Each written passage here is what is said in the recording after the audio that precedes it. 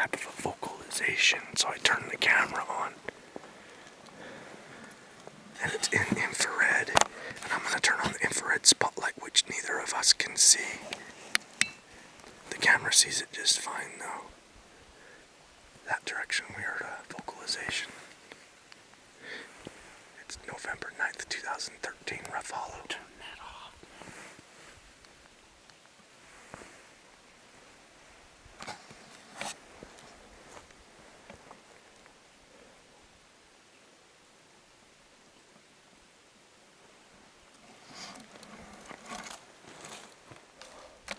What the hell? Did you hear that, Mike? I did. Something threw something at us over this direction. Dude, I want to turn on my lights. Don't. Alright. Wait till that shit's close. We have no lights. This is infrared from the camera. We're total blackout.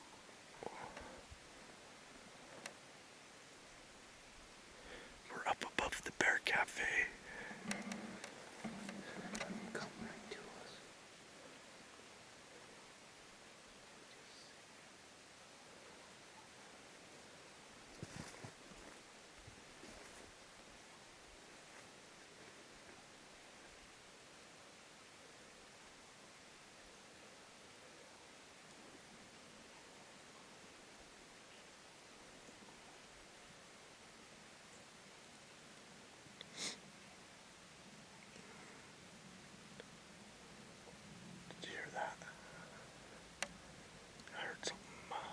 Same direction you heard the vocalization. There's something back there. Yeah. Where I can hear the spring. Can you hear the spring running? I keep hearing something over there. That's a steep hillside. It's steep where we're at right now.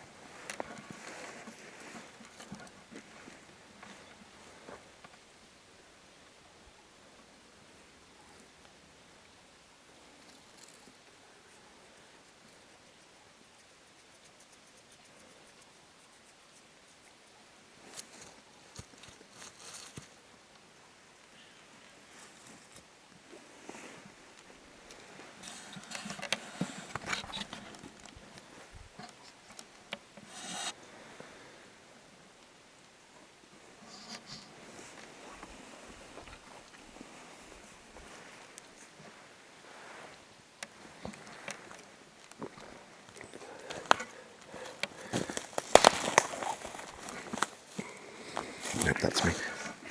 Yeah, that was me. I need to turn my headlamp on. I cannot make it out of here safely without it. Okay, my headlamp's on. We're gonna start heading back slowly. Hopefully we can get to hear some more vocalizations that we just heard. There's a trail marker on the tree right there. Mm-hmm. No trail marker. Yep. It's either a prospecting marker or an old elk camp marker.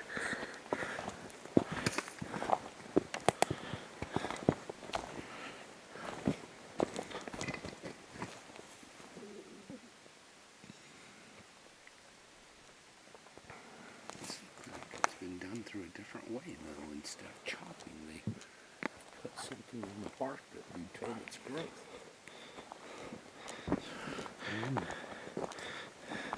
I'm sure they did to make it last longer.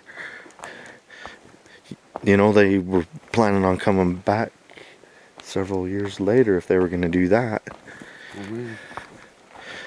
Must have found something interesting back here. Sounds like a prospecting marker to me. Oh, oh, oh, oh. Did you see that run? I think it was a rabbit. I didn't. I don't know, the camera might have caught it. Bunny rabbit. We should probably see his tracks right here. Yeah, I do see bunny tracks. I don't know, the snow's pretty crusty, dude. They might not even leave a track. It's so crusty now. I don't know, I see a bunch of little holes that might have been rabbit. I seen something run up that way. Cool. It's just a rabbit, but at night when you catch it out of the corner of your eye and you're in mountain lion, bear, Bigfoot country, you're like, makes your heart stop for a second until you can digest what you just seen. That's a little bunny rabbit running from us.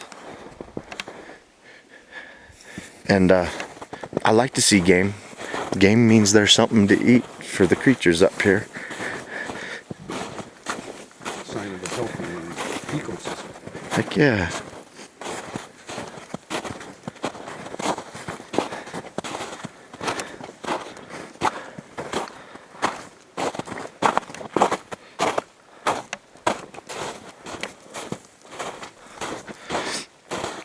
This is the part of the woods that we often smell the sewer stench. Yeah, you haven't smelt it yet, but it's like a skunky body odor smell. And usually when we're having a suspect Bigfoot activity close to us, sometimes we'll catch big whiffs of it. In this area that we're in right now, just above the Bear Cafe, we get that smell a lot. And right up there's where you heard the rock clacks, Mike. Yeah. And right up there, where Mike heard the rock clacks, there's a structure up there. And so there's a lot of physical evidence, audio evidence that suggests a small family of Bigfoot living back here. Well, I shouldn't call it small, it's the largest amount of Bigfoot individuals I've ever come across. We've measured 7 different lengths of footprints back here, so we know there could be at least 7 individuals that use this area.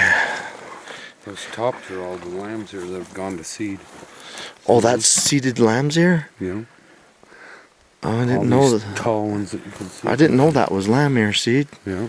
Cool. They shoot up that. I love a lamb's flower ear. stalk. I'd have grabbed big old handfuls and throw them in different places along here.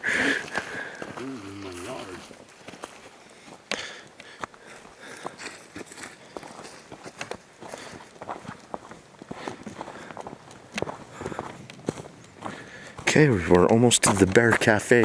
Right here is a place that we filmed some big footprints coming down 2 weeks ago. Brody pointed them out, and there were some footprints that were running down this mountainside just past the Bear Cafe.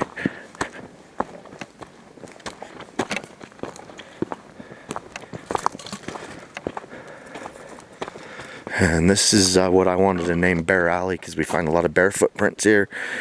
Bear Cafe. That's what I wanted to name it, was Bear Alley, but Derek talked us into naming it Bear Cafe because we usually have our lunch here. When we come up in the daytime and we start our early morning hike, we're about into the hike about 2 miles when we get here, and everybody's usually ready for a sandwich.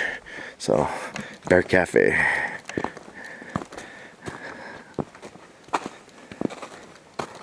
I'm ready for a sandwich. I'm ready for those steaks Jenny's gonna cook us tonight. Sorry, I don't mean to make you people hungry, but Jenny didn't come on the hike today. She hurt her back last week in the Tetons, so she's taking a break from hiking. I don't blame her. It's a lower back injury, and I've had those before, and they take a couple of weeks to shake out. And this where you were talking about they cut his fence? no, this isn't the canyon that they cut the fence in. No, it's not cut. You can actually set it back up. This is a fence that the ranchers built to keep their livestock out of the upper reaches of Rough Hollow. They lose too much livestock to bears and mountain lions if they go beyond this point. And just beyond this is Bear Cafe. Yeah, Mike's showing you. Mike's gonna set it back up so that Wally's cattle don't get up here. Get it set back up. Look how bent that is. I don't know. Mike don't. Wally don't even like to have his cows back here at all. That would take some stretching to get that one back. It hasn't been up for a while, but the first time that I met Wally, me and Brody were helping keep his cattle out of here while he was pushing them up Sasquatch Canyon, and you know, he come up and talked to us and was like, thanks, I don't want my cattle up there. And I'm like, I don't think so. All I find is bear tracks, mountain lion tracks, and there's some precarious cliffs and stuff back there. And he's like, yeah. And then it was at that point in time I told him that we also looked for Bigfoot back here, and his eyes lit up. I think he has a couple of Bigfoot stories, but he's not, he's being pretty tight-lipped, so we'll see. We'll get to know the guy, and hopefully he'll open up. He did agree to sit down and talk about the time he got attacked by a mountain lion. This guy, he's 70 years old, and he looks like he's 50.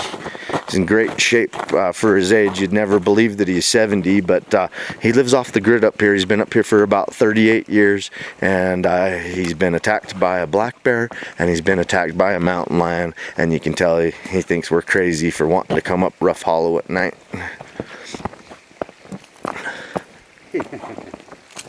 Well, he said that last year he recorded 57 individual black bears that he's seen with his own 2 eyes living back here.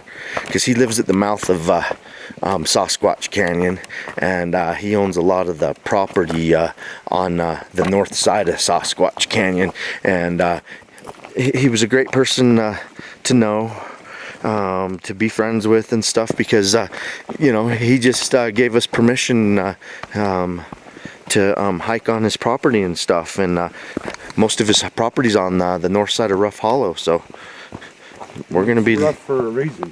We're gonna be looking for Bigfoot on that side of Rough Hollow now that Wally said that we could check it out.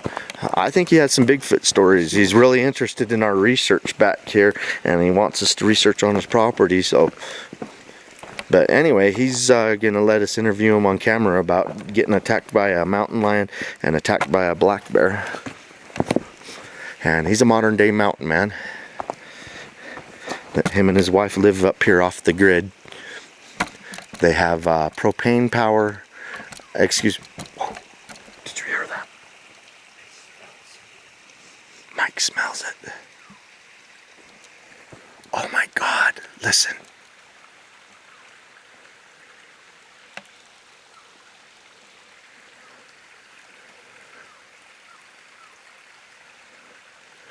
That's those whelping noises. The creatures that surrounded us 2 weeks ago were making those noises, Mike. I smell something too.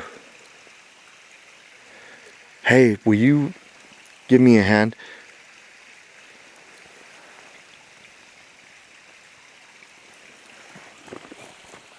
I want my spotlight out of my backpack.